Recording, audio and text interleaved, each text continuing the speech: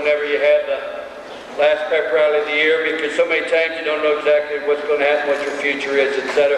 I'm referring to, I thought about this for the last 10 years. You wonder, you might be in an accident, you might have a million different things. We never know what in the world is going to happen. But to be here tonight, to be able to be here with our players and the parents and to witness the enthusiasm for the University of Notre Dame is indeed gratifying. If you ask me, where would you want to spend your last night here? I'd want to spend it with a band. We're going over to practice indoors. You guys are all bundled up to win that 65-degree weather. They're going out there to practice when it's about 12 below.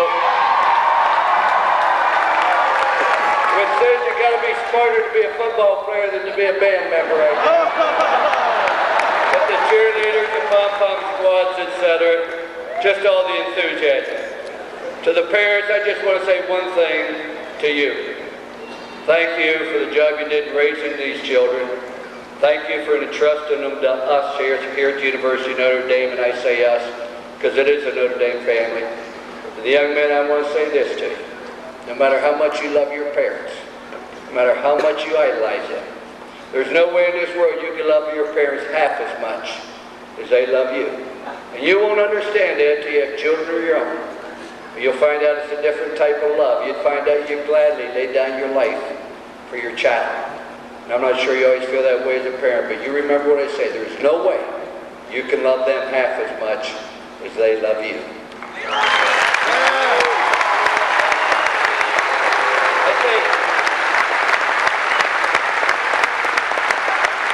I think it's very important tonight.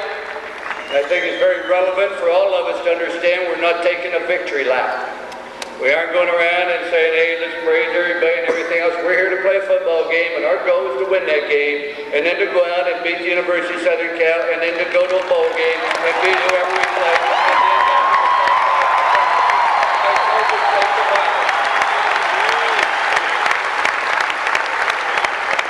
It's also a rather nostalgic time because this is the last game that we're going to play in the stadium that New Rockney built. The stadium has absolutely been fantastic. The stadium has seen some great games, some great athletes, and some great times. Tomorrow night you're going to have the opportunity to witness the last game in that stadium as we know it. You young men are going to have the opportunity to dress in that locker room for the last time as we know it. Because next year it'll be bigger, it'll be better, it'll be fancier, it'll be more modern. But we take in there an awful lot of memories. And our obligation and our desire is that we play that football game tomorrow the way the University of Notre Dame football is supposed to be played and recognized around the country. And that's with great intensity, great dedication, great victory as well.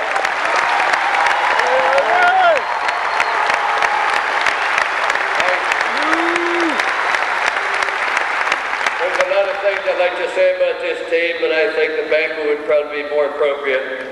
But I've always believed that one of the more important things in this world is to have a faith in God, a faith in yourself, and a faith in your fellow human being. I think those three qualities are absolutely essential. I think this football team has exhibited that. You can just see the closeness they have. As I've witnessed them this entire year, whether it be at the luncheon, whether it be at the pep rally, the camaraderie, the togetherness, and then again, that's what life's all about, that's what athletics is all about, that's certainly what the University of Notre Dame is all about. I had a very emotional experience today. I went to the christening of my grandson. I have two grandsons, one granddaughter, and the Glee Club came over and sang. And they came over and they sang at the christening, and I asked them, I said, would you please sing the Notre Dame Victory March? And as I say, after they sang the alma mater, ladies and gentlemen, I just mean this sincerely. This is a special, special place with special, special people. I feel so blessed to have been a part of it for 11 years. Make no mistake, this is really truly.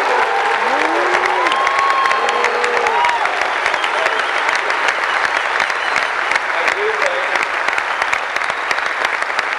and when I count my blessings, I believe that I was here, and historians will look back years from now and say this may have been the greatest 10-year period or 11-year period in Notre Dame history. Not football. But you look what Notre Dame has done under Father Hesburgh and Father Joyce.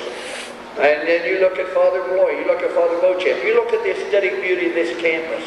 You look at the buildings that are being done. You look at what we have done academically, where we're now a top 10 school academically. You look at the caliber of students we have. You look at the beauty of this campus. You look at the stadium expansion, the NBC country. You look at all things.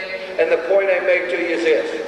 I feel very humbled to have been here. But when Father Hesburgh and Father Joyce left, lo and behold, in comes Father Malloy and Father Beauchamp, and what a beautiful job they have done.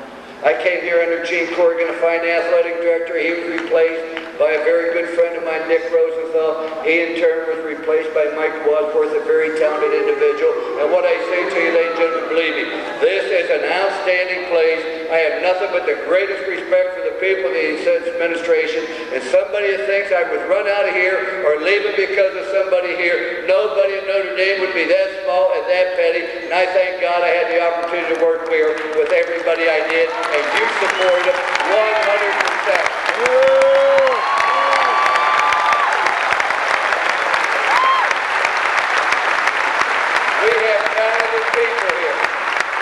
Talented people here that love this university and have great plans and will take it to even greater heights than we've ever envisioned before.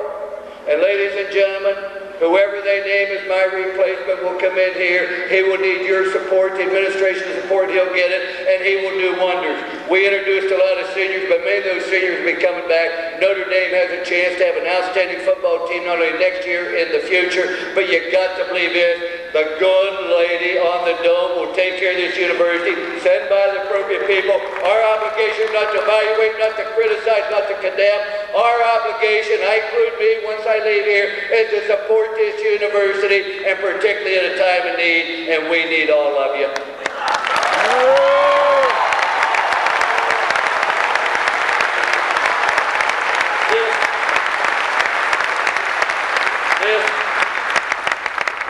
My last pep rally. This was my last luncheon. Tomorrow will be the last time I walk out on the stadium. And I've asked so many times, what did I think the first time I went out? I didn't have time to think, and I've been asked, what will you think this time when you go out? And I've had a little bit of time to think. And what will I think when we go out that tunnel for the last time? I'll think about the athletes, I'll think about the coaches, administrators, fans, experience, but I want to tell you what I'll be filled with most. I'll be filled with gratitude. I'll be filled with thanks, and I'll be humbled. I feel very fortunate to have been here at the University of Notre Dame, and we were 1-4 my first year. Nobody thought I'd be standing up here 11 years later. And nobody thought when I was named head football coach at the University of Notre Dame I'd stay here until Notre Dame went bankrupt. Because you know that isn't going to happen. But I will be filled with gratitude to the people that gave me the opportunity to be here, not just those at Notre Dame. My wife, my family, my mother, my deceased father, my Uncle Lou, the sisters of Notre Dame, and it goes on and on. I would just indeed be thankful. And as I was leaving practice yesterday, Alton Maiden, that wrote the poem The Dash, came up to me. And he said, Coach, read 2 Corinthians, chapter 12, verse 9. I went in there and I got it. And Alton, I want to tell you, have I ever read a passage in the Bible that applied to me? And here's what it said. I am with you. That is all you need. My power shows up best in weak people. Now I'm glad to boast about how weak I am. I'm glad to be a living demonstration of Christ's power. I feel that way. I'm not a strong individual. I'm not a talented individual. I'm Lou Holtz. But I thank God I had the opportunity to be here. As an individual said, and I'll quote him. He said, it's not easy to make a difficult decision. He said, you don't make a difficult decision because it's easy. You don't make a difficult decision because it's cheap. You don't make a difficult decision because it's popular. You make a difficult decision because it's right. The individual said that was Father Hesburgh. Ladies and gentlemen, I made a decision because I think it's the right thing to do. But I'll always be indebted to everybody that had a small role in my being here. I love you. I appreciate it. God bless you. Now let's go to the bowl game. Thank you.